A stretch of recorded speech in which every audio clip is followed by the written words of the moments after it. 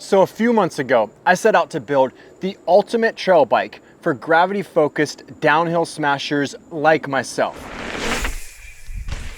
The type of bike that has the ability to climb like a goat, yet still has that DNA of an enduro bike for those downhill, high-speed, gravity-packed descents. And I decided to call this bike the Trail-Duro bike. But what the hell is Trail-Duro, Jared?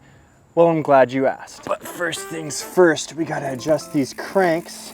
You gotta have the cranks in line with the chainstay, or else the YouTube gods will ban me for life. Now grab a seat, maybe something to drink, and let's get into it.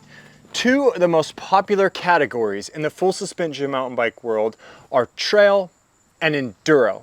Trail bikes are definitely more of the all-arounder. They're lighter, more agile, more nimble, and designed to just get on the trails for your everyday rider and have fun. And this may be a little bit debatable, but in my opinion, trail bike is anywhere from 130 to 150 millimeters of suspension travel. Enduro bikes, on the other hand, are designed specifically around enduro racing. They climb just good enough to get you to the top. The top segments aren't timed, but the downhill performance and the downhill high speed runs is really where enduro bikes are focused. So these bikes have anywhere between 160 to 180 millimeters of suspension travel, bigger, burlier parts because they have to be able to handle like a ton of abuse, really high speeds, smashing downhill. And if you guys watched my video recently, if not, I'll throw a link at the end of here. I was doing average Joes versus enduro pros. Man, those guys ride at high rates of speed and their bikes definitely have to be able to handle that abuse. Now my goal was to create a bike that lived perfectly in the middle of both of those worlds. The bike that had the agility to climb like a goat all day long, yet the brute force capability to smash downhill without a care in the world. That is what this Trail-Duro bike is. But did I succeed in creating the ultimate Trail-Duro bike? Or did I just create a bike that's confused about what the f it really is? In order to answer that question, let's take a closer look at this build.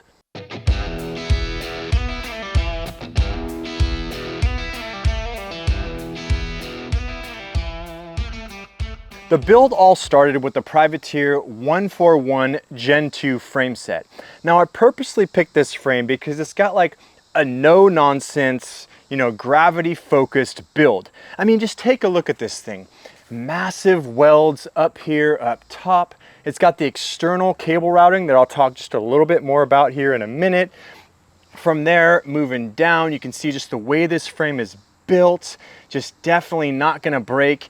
Huge rocker link, single piece forged rocker link right here, massive enduro bearings. It's got, of course, like any modern trail bike would, flip chip capability, so you can go between 27.5 and 29 rear wheel by flipping that chip.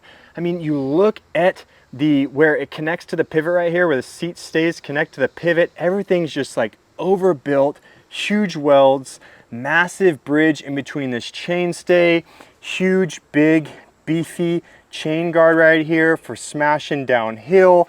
In the rear back heel it's got the adjustable rear center, so you can flip this middle link in the back to have 10 mils longer, or like I have it set up right now, like shorter chain stays for that playability. And then moving on, it's got the removable chain guard bash mount tabs right here. So this bike is definitely built, the frame itself is definitely built for that downhill smashing. Then after choosing the frame, I really wanted to throw all the parts on this thing so there's no excuses, nothing holding it back. Turn this thing into a true gravity-focused weapon. So I started off with this Fox Factory 36 fork, you can see with the orange lowers and those Kashima stanchions right there. That kind of set the color scheme for the bike because, well, I was focused mostly on the capability of this bike. I also wanted it to look good too, right? Like we always do. Moving up from there, you can see towards the cockpit, you can see I got the orange, wolf tooth headset spacer right there and top cap. Of course, if you know me, I had to throw on the Hell's Gate grips. Trail 1, these are the Crockett carbon bars, got the Rockville stem on there. So the Trail 1 cockpit, my favorite. I am supported by Trail One. I do have links in the description down below, but not sponsored, just something I've come to love. And the owner, Jeff from Trail One, and the guy from Worldwide Cyclery and the MTB podcasts always supported the channel. So definitely support them. And I got that discount code in the description below for you. Got the TRP Evo Pro brakes. These things have all the adjustability you could possibly want. Got the Fox transfer post on there. SDG Bel Air V3 saddle with the orange underneath, of course, to match those colors. Moving down from the saddle, this is cool right here, this little tool that I got. Frame tool. Super loud freaking dirt bikes driving by right now. Motorcycles, whatever. On frame bike tool right here. This is a T17 from Crank Bros. Just a cool little tool, you know, easy way to have everything you need right on you. Usually it goes back in easier than that. Boom. Got the Fox DHX2 coil rear shock. So definitely, you know, coil, going more for that enduro bike downhill smashing capability right there. Moving on to the drivetrain, I got the Garbarook 165 mil enduro cranks with the oval chain ring on there. Trail One alloy pedals. You can see they've taken a little bit of abuse right there. Got the 12-speed Garbarook cassette on the back. Got the wheel top wireless derailleur right there. And then for the wheels, I got the Hunt proven carbon enduro wheels set up with the Maxxis Minion DHR2 2.4 in the rear, Maxxis Assegai 2.6 up front. So, you know, big brakes, big beefy wheels, big beefy suspension. I definitely did not create the lightest build. We'll talk about the weight here in a minute as well. But you can see with the way I set this bike up, I was definitely trying to create, yes, a beautiful bike, yes, that dream bike vibe, but definitely a gravity-focused Trail-Duro smasher. Woo! All right, this review's really starting to heat up, you guys. I talked about the frame. I talked about the components. You can tell this thing is built to shred. It looks good, but how did the bike actually perform? Let's talk about the downhill performance. Let's talk about the uphill performance. And let's quit cutting the bullshit and talk about some of the things I didn't like on this bike, including one critical mistake, that part that I chose, that I'm just kind of regretting, you guys. Stay tuned. Ah, freaking quit filming in the middle of the day. Got this sun backing me into a corner over here. Doing my best to get this camera set up and try and get this video done. All right, downhill performance. So, with the way this bike was designed, with the parts I included and the way this bike was built, you knew it was gonna perform good on the downhill, right? But I was still surprised with just how good this bike performed. I've been pushing this thing to the limits, taking it on the gnarliest trails from the West Coast over in Oregon, all the way to my new home in the East Coast, where I actually entered in an enduro race to see just how much faster the pros were than an average Joe like me. Newsflash, the pros were a lot faster. I mean, like twice as fast as me. But I was pushing this bike to the limits. I was definitely pushing, you know, at the edge of my comfort zone. And that's when I really realized just how stable, and sounds kind of cliche, but like how confidence inspiring this bike actually felt. Which is a good time right now to bring up one of the things, like a downside or maybe one of the cons to this bike build that actually ended up giving me some positive effects out on the trails. And I'm talking about the weight of this bike, because this build right here is definitely not light. When I threw this thing on the scales, this bike weighs well over 38 pounds. So you're not winning any bonus points with your weight weenie friends, but that weight, when you're on the bike smashing downhill, especially in those sections of trail where it gets really rocky and chunky and the trail almost feels like it's trying to throw you off the bike, I really feel like that weight just like left me feeling like super planted. You combine that little bit of extra weight with those bigger, beefier tires, that coil shock, that kind of, you know, those Trail One pedals with that super grip.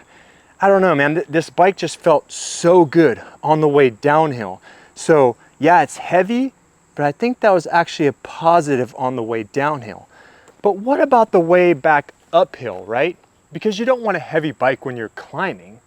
Well, the uphill performance on this bike fits perfectly into that Trail-Duro bike category. The bike definitely climbs like a goat. It handles steeper sections of trail with ease, climbs so good on the way up, even if trails get slightly more technical. In fact, the only downside on this bike to pedaling efficiency is on like the flatter sections of trail. On the flatter sections of trail, I'm not sure if it's the coil shock or just the way this bike, like the kinematics or whatever, the way this frame suspension is designed. This bike does really good on the steep uphills, really good on the steep downhills, not so good on the flat sections. And those flatter sections and those times when you're having to shift more kind of brings me to the biggest regret I had on this bike, the kind of thing that I really messed up on this build. This wheel top wireless derailleur right here. This thing has just given me issues ever since I built this bike. When I first built this bike, you know, I had some issues with the crank spacing, I had some issues with the chain length, and part of that was due to me being like a rookie mechanic for sure, but there was definitely more issues with this shifting than I should have experienced, and still to this day I could never quite get it shifting consistently throughout the entire 12-speed range.